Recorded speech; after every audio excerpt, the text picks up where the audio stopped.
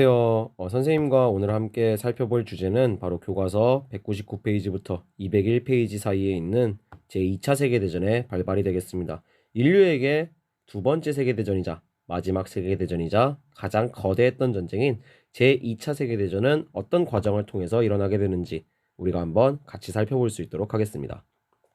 이 파트의 중요 포인트는 다음과 같습니다. 첫 번째로 제2차 세계대전이 일어나게 되는 발발 과정에 관해서 여러분들이 설명할 수 있어야겠고요. 그 다음에 두 번째로 제2차 세계대전의 전개 과정과 그 결과에 대해서 여러분들이 일어난 순서대로 시기순대로 설명할 수 있으면 되겠습니다.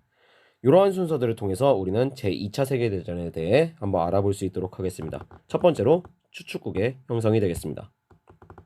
1933년 수권법을 통해서 아돌프 히틀러가 이끄는 나치당이 독일의 정권을 잡게 됩니다. 그러면서 히틀러는 일방적으로 이 독일의 성장을 저해하고 있던, 독일의 성장을 막고 있던 베르사유 조약을 파기하게 되겠습니다. 그러면서 다시 강력한 국가로 독일이 성장을 하게 되는데, 첫 번째로 아돌프 히틀러는 독일을 국제연맹에서 탈퇴시킵니다. 그러면서 우리는 누구의 눈치도 보지 않을 것이라는 메시지를 전 세계에 날리게 되었고, 두 번째로 베르사유 조약에서는 독일이 다시 강력해지는 것을 막기 위해 육군 숫자를 10만 명으로 제한했었는데, 이것을 파기하고 다시 강력한 독일군을 만들게 됩니다. 그러면서 독일의 재무장 선언이 나오게 됩니다. 마지막으로 라인란트 재무장에 나서게 되는데, 라인란트라는 것은 1차 세계대전 이후 독일과의 다시 전쟁을 우려한, 독일과의 재전쟁을 우려한 프랑스가 독일의 서쪽 국경, 이 노란색 부분을 따로 떼어서 이곳은 독일군이 못 들어가는 비무장지대 라인란트로 설정해 놓게 됩니다. 근데 이 독일군이 못 들어가던 비무장지대인 라인란트에 히틀러가 이끄는 독일군이 다시 들어가면서 독일은 우리는 그 어떤 국제사회와의 약속도 지키지 않을 것이라는 그러한 모습을 보여주게 됩니다. 그러면서 국가 간의 긴장도가 높아지게 됩니다. 자, 이렇게 점점 긴장이 높아지는 상황에서 독일은 자신들을 도와줄 수 있는 동맹국을 찾아 나서게 됩니다. 첫 번째로 1936년 같은 전체주의 국가인 이탈리아의 로마와 독일의 베를린 사이에 추축협정이 맺어지게 되겠습니다. 그러면서 이탈리아와 독일이 동맹으로 묶이게 되고, 또한 동쪽의 소련이라는 독일에게 있어서 거대한 위협을 견제하기 위해서 1936년 독일과 일본 간의 공산주의를 방어하는 협정, 방공협정이 맺어지게 됩니다. 친구의 친구는 친구니까 1937년 이탈리아가 이 방공협정에 가입하면서 전체주의 국가 세 국가, 독일, 이탈리아, 일본이 하나의 동맹을 맺게 됩니다. 이것이 바로 2차 세계대전을 일으키는 전쟁 범죄 국가, 추축국의 형성이 되겠습니다. 자, 이렇게 든든한 동맹도 만들어 놓은 아돌프 히틀러와 나치 독일은 점점 독일을 강력한 국가로 팽창시키게 됩니다. 그들이 첫 번째 타겟으로 삼은 곳은 바로 예전에는 오스트리아 헝가리 제국이라는 거대한 제국이었지만 이제는 약한 국가로 전락한 오스트리아였습니다. 1938년 독일은 이 오스트리아에 국민투표를 실시하게 됩니다. 오스트리아를 독일 제국에 합치고 아돌프 히틀러를 총통으로 모시는 것에 찬성하느냐, 예, 아니요. 예라는 거겠어요. 예라고 하라는 거겠어요. 아니오라고 하라는 거겠어요. 당연히 예라고 하라는 거였고, 결국 이것을 통해서 독일이 오스트리아를 꿀꺽 병합하게 됩니다. 그 다음으로 이 독일이 욕심을 냈던 것은 바로 독일과 오스트리아 사이에 있는 체코슬로바키아의 땅, 이 1번으로 표시된 주데텔란트가 되겠습니다. 이 주데텔란트에는 독일계 주민들이 많이 살고 있었기 때문에 독일은 체코슬로바키아에게 야, 여기 독일 줘라 라면서 생떼를 쓰고 있었습니다. 당연히 체코슬로바키아는 이를 거절하고 있었고, 이에 따라 독일군이 국경 지역으로 몰려들게 되면서 전쟁의 기운이 높아지게 됩니다. 자, 이렇게 유럽의 새로운 전쟁이 일어날 수 있는 위기 속에서 이 분쟁에 개입한 두 나라가 있으니 바로 영국과 프랑스가 되겠습니다. 특히 당시 영국의 총리였던 체인벌린은 독일의 위넨으로 날아가서 아돌프 히틀러와 위넨 협정을 체결하게 됩니다. 그리고 그 협정을 체결한 후 영국에 돌아와서 이 체인벌린은 그 협정에 맺은 종이를 흔들면서 우리는 우리 시대의 평화를 지켜냈다고 연설을 합니다. 그 협정에서는 주데텐란트는 독일을 주되 나머지 체코슬로바키아의 땅은 영국과 프랑스가 안전을 보장한다는 조약이었습니다. 근데 우리 시대의 평화를 지켜냈다는 체인벌린의 평가와는 달리 역사가들은 이 미넨 협정이 히틀러에게 굉장한 자신감을 심어줬을 것이라고 보고 있습니다. 진짜 군대 갖고 세게 나가니까 얘네들 쪼는구나. 이렇게 자신감을 가지게 된 사건이라고 보고 있고, 그것을 입증하듯이 독일은 얼마 후에 나머지 체코슬로바키아의 땅까지 모두 삼키게 되겠습니다. 이렇게 히틀러가 보통 또라이가 아니라는 것을 알게 된 영국과 프랑스는 이 독일에 공동 대응하기로 계획을 맺습니다. 첫 번째로 영국과 프랑스는 독일에 공동으로 대응하기 위해서 반파시즘 연합으로서 서로 협조하기로 이제 계획을 하게 되고요. 그 다음에 독일이 다음 타겟으로 삼을 수 있는 폴란드를 지켜내기 위해서 폴란드가 전쟁에 들어갈 시에 영국, 프랑스도 같이 도와준다. 폴란드와 상호 원조 조약을 맺게 됩니다. 이제 제2차 세계대전이 일어날 수 있는 조건들이 거의 마련이 되었습니다. 마지막 조건이 만들어지고 이제 제2차 세계대전이라는 거대한 전쟁이 시작됩니다. 그 마지막 조건은 바로 독일과 소련 간에 서로 침략하지 않겠다는 조약, 독소불가침 조약의 체결이 되겠습니다. 독일은 1차 세계대전을 통해서 우리가 동쪽과 서쪽에서 동시에 전쟁을 하면 질 수밖에 없구나 라는 걸 깨닫게 되어서 한쪽으로 전력을 집중할 수 있는 방안을 모색하게 되었습니다. 이러한 상황 속에서 독일 동쪽에 있던 거대한 국가 소련은 당시 이 스탈린의 대숙청으로 인해서 군대가 굉장히 허약한 상황이었습니다. 당연히 나치 독일과의 전쟁은 당장은 피하고 싶었기 때문에 이 둘 간의 이해가 맞아떨어져서 독일과 소련 간에 10년을 기한으로 한 불가침 조약이 맺어지게 됩니다. 이것이 바로 1939년에 독소 불가침 조약의 체결이 되겠습니다. 자, 이후 독일은 폴란드에 대해서 단치라는 항구 도시를 내놓으라고 생떼를 부리게 됩니다. 이 단치는 원래 1차 대전 전까지는 독일이 가지고 있던 땅이었는데, 그러니까 우리 독일 다시 돌려달라는 생떼를 부리게 됩니다. 폴란드가 이걸 거부하면서 독일의 군대가 1939년 9월 1일 폴란드를 침공하게 되는데, 이것이 바로 제2차 세계대전의 서막, 독일의 폴란드 침공이 되겠습니다. 폴란드와 상호 원조 협정을 맺고 있던 영국과 프랑스가 1939년 9월 3일 독일에 선전포고를 하면서 이 전쟁은 거대한 유럽의 전쟁으로 번지게 됩니다. 폴란드를 접수한 독일은 이제 나머지 전력을 모두 모아서 영국과 프랑스, 즉 서쪽 지역에 집중을 하게 되는데, 이때 프랑스가 믿고 있었던 요새가 큰 역할을 합니다. 그것이 바로 1차 대전 후 독일의 침략을 막기 위해 프랑스가 각고의 노력 끝에 건설한 방어 요새선, 마지노선이 되겠습니다. 이 마지노선은 지하에 기차가 다녀서 이 요새들끼리 서로 병력을 안전하게 지하로 수송할 수 있고, 식수탱크와 생활시설, 무기고까지 전부 다 지하화되어 있으며 위에는 콘크리트로 발라진 요새들로 적을 공격할 수 있게 만든 가장 강력한 방어 요새가 바로 마지노선이었습니다. 프랑스는 독일의 공격을 굉장히 두려워했기 때문에 이것을 독일과 프랑스 전 국경에 대해 깔아놨던 상태였습니다. 이런 강력한 요새에 정면 공격을 한다는 것은 독일로서는 자살 행위에 불과했습니다. 그래서 어떻게 프랑스를 공격할 수 있지? 라고 고민하던 독일은 한 가지 방법을 찾게 됩니다. 바로 프랑스는 독일의 공격을 두려워해서 독일과 프랑스 국경 간에는 이 요새를 깔아놨는데, 프랑스와 벨기에의 국경 간에는 이 요새를 깔지 않았던 겁니다. 그래서 안 깔린 곳으로 군대를 우회시키기 위해서 독일의 전차 부대가 네덜란드와 벨기에를 침공해서 이 마지노선 뒤를 돌파하기 시작합니다. 이 마지노선에 있던 프랑스와 영국군은 독일군에 의해서 포위되게 되었고, 이들은 독일군의 포위망을 벗어나기 위해서 계속해서 도망을 치다가 결국 대서양 앞바다까지 이르게 됩니다. 이제 프랑스와 영국군에게 선택지는 두 개밖에 없었습니다. 바다에 빠져서 죽든지 아니면 독일군과 싸우다 죽든지.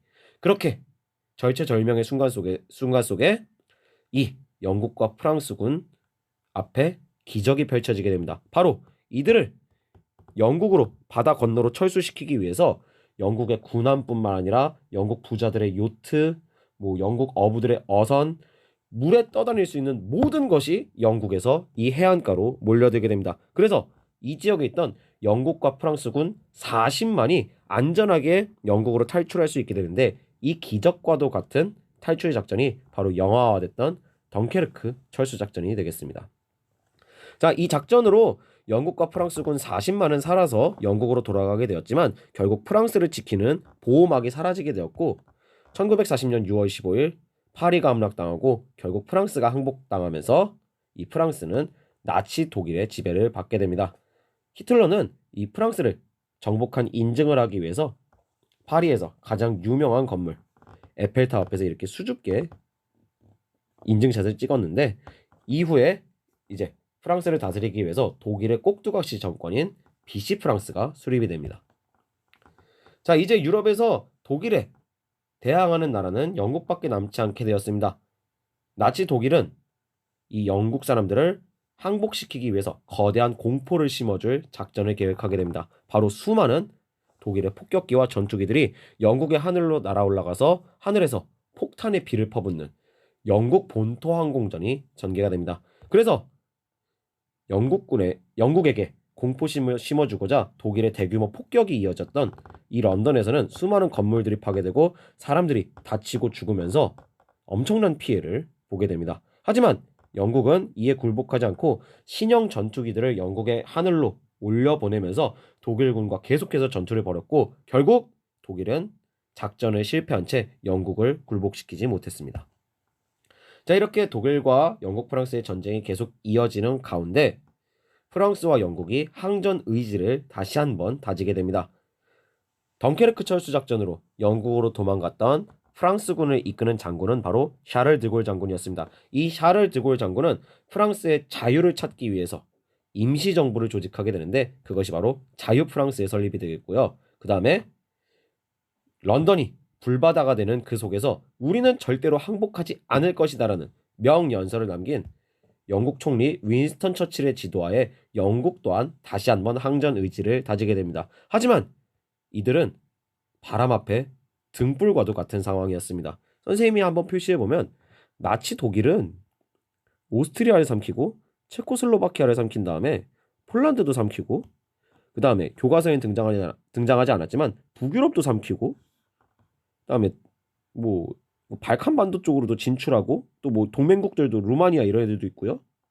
그 다음에 이탈리아 동맹국이고, 에스파냐 동맹국이고, 네덜란드, 벨기에, 프랑스 다 독일이 삼켰고, 그냥 유럽 전체가 나치 독일의 지배하에 들어가 있던 상황이었습니다. 오직 홀로 외롭게 영국만 저항하고 있었던 상황이었습니다.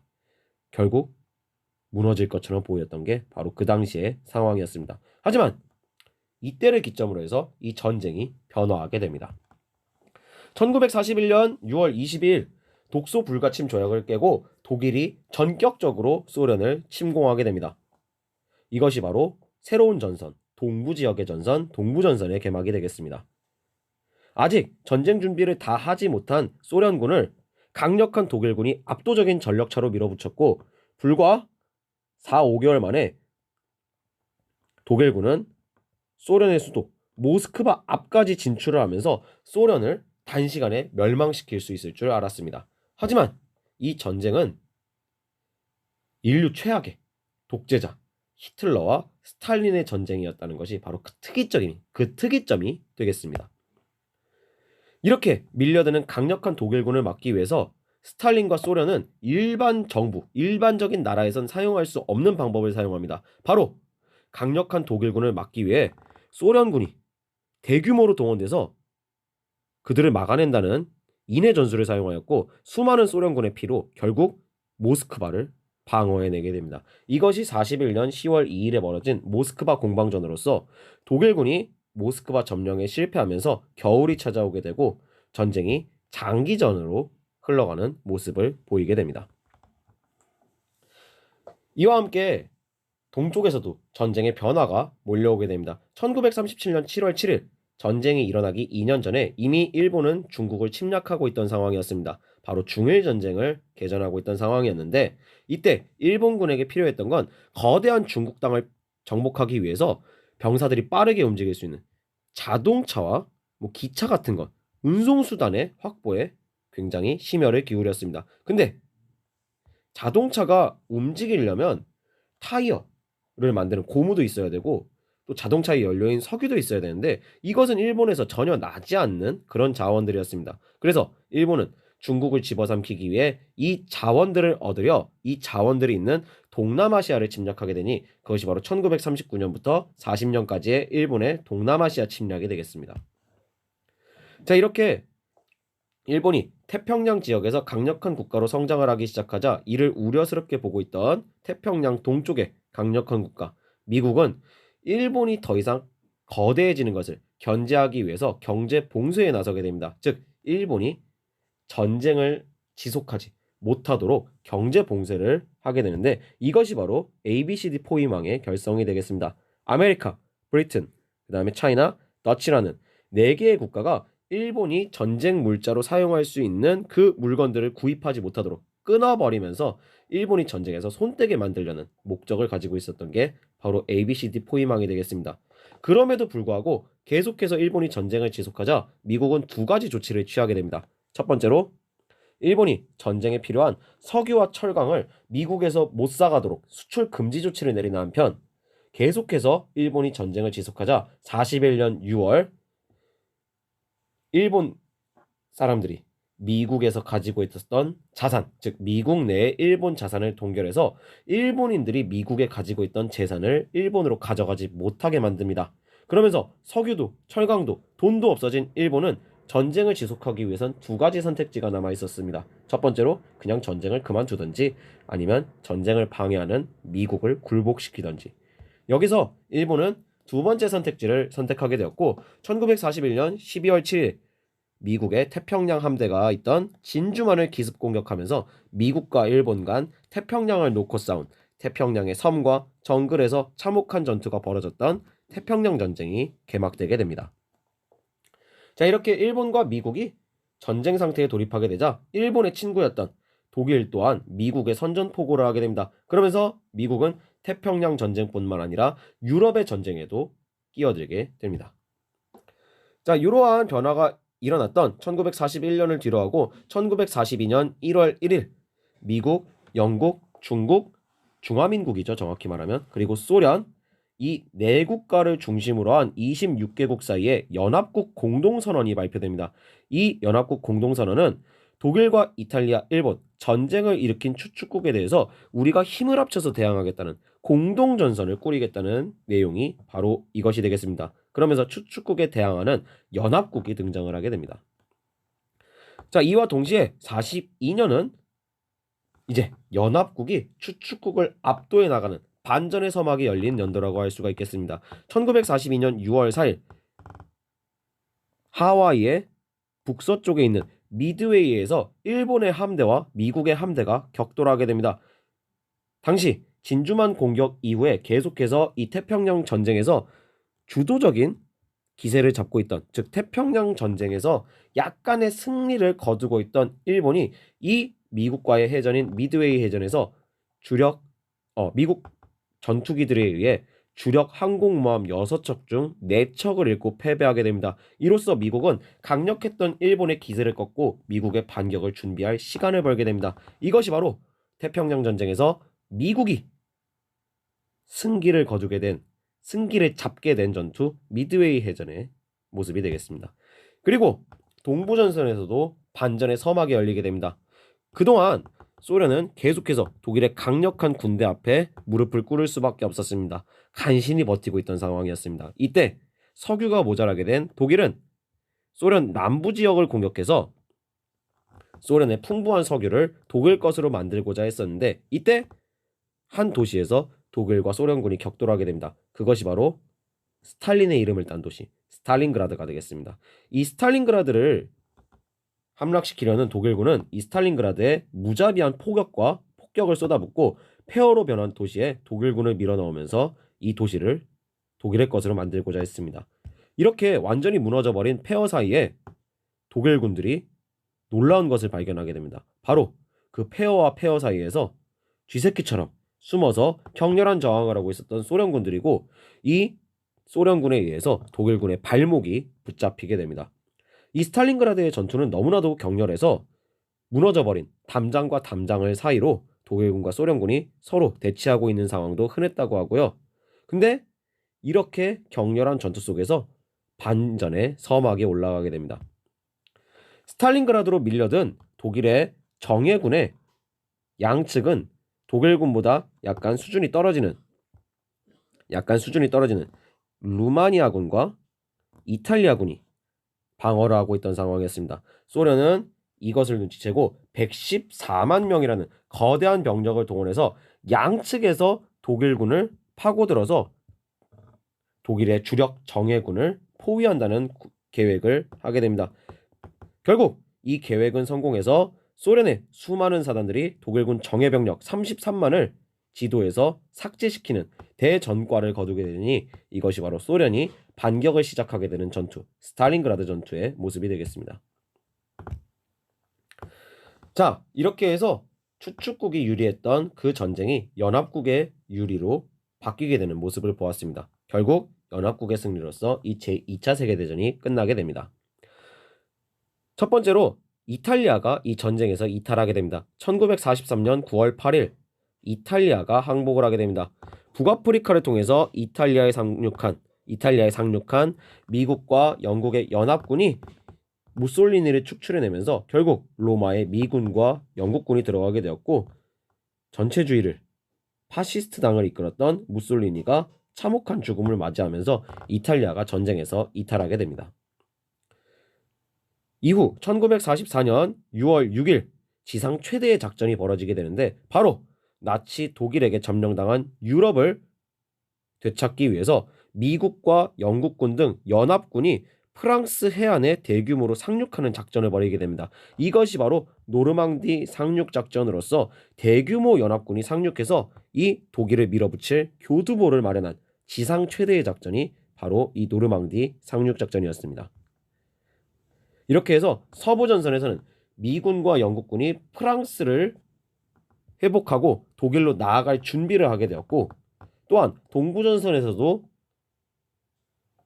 새로운 전환점이 마련됩니다. 그것이 바로 1944년 6월 22일에 소련의 대대적인 공격작전 바그라티온 작전입니다. 이 바그라티온 작전을 통해서 동부전선에 있던 독일군이 소련군에 의해서 참패를 당하게 되고 동부전선의 독일군이 거의 붕괴하게 됐던 작전이 바로 바그라티온 작전이었습니다. 이제 독일은 서쪽에서는 미국과 영국군, 그 다음에 동쪽에서는 소련군이 밀려오면서 그들이 그토록 원하지 않았던 양면 전쟁으로서 이 전쟁이 흘러가게 됩니다. 이제 독일의 운명은 바람 앞에 등불이 되었습니다. 1944년 8월 25일 미군과 영국군에 의해서 파리가 탈환되고 프랑스가 다시 연합군의 손에 돌아오게 되었으며, 1945년 5월 8일 결국 패배를 인정한 히틀러가 벙커에서 자살하고 베를린에 소련 국기가 꽂히면서 독일이 항복을 하게 됩니다. 마지막으로 이렇게 해서 동쪽에서 몰려오던 소련군과 서쪽에서 몰려오던 미군이 중간에 엘베강 다리에서 이렇게 만나게 되니 이것이 바로 독일의 패망이 되겠습니다. 이제 전쟁을 일으켰던 추축국 중에 남은 것은 일본밖에 남지 않았습니다. 이 일본을 굴복시키기 위해서 미국, 영국, 중화민국의 대표는 1945년 7월 26일 포츠담 선언을 발표합니다. 8월 1일까지 일본이 무조건 항복하라는 요구를 일본에 날리게 되는데, 일본은 이에 대해서 무시하고 오히려 한번 들어올 테면 들어와 봐라, 우리 그냥 다 죽어버리겠다 라는 작전을 세우게 됩니다. 이것이 바로 일본의 겨로 작전이 되겠습니다. 즉 미국과 영국군이 오면 그냥 우리 다 같이 동반 자살하겠다는 작전이 바로 겨로 작전으로서 이렇게 어린 애들까지 전쟁에 동원하면서 죽창 같은 걸 찌르는 연습을 했던 게 바로 그것이 되겠습니다. 미국과 영국군은 이걸 보고 일본에게 완전히 질리게 됩니다. 이러한 일본에 미국과 영국군을 상륙시킨다는 건 너무나 큰 위험 부담이 따르는 결정이었습니다. 그래서 당시 미국을 이끌던 대통령 해리 트루먼은 상륙 전에, 이러한 거대한 상륙 작전 전에 일본이 항복할 수 있도록 신형 무기를 통해서 뜨거운 맛을 보여줘야겠다고 생각을 하게 됩니다. 그러면서 신형 무기가 투하되게 됩니다. 1945년 8월 6일 히로시마에 인류가 전에 겪어보지 못했던 강력한 폭탄이 단 한 발 떨어지게 됩니다. 그 폭탄을 통해서 일했던 거리가 이렇게 변하게 됩니다. 바로 원자폭탄이 투하되게 됩니다. 이래도 일본이 항복하지 않자 3일 뒤인 1945년 8월 9일 원자폭탄이 다시 한번 나가사키에 투하가 됩니다. 이 두 번의 원자폭탄 투하로 히로시마에서는 15만 9천 명, 나가사키에서는 7만 3천 명이 죽는 엄청난 피해를 기록하게 됩니다.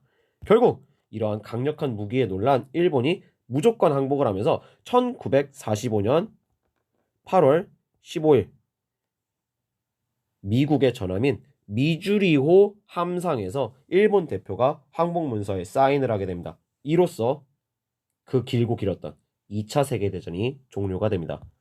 이번 수업의 핵심 내용은 다음과 같습니다. 여러분도 한번 확인하시면서 오늘 수업은 여기서 끝! 안녕!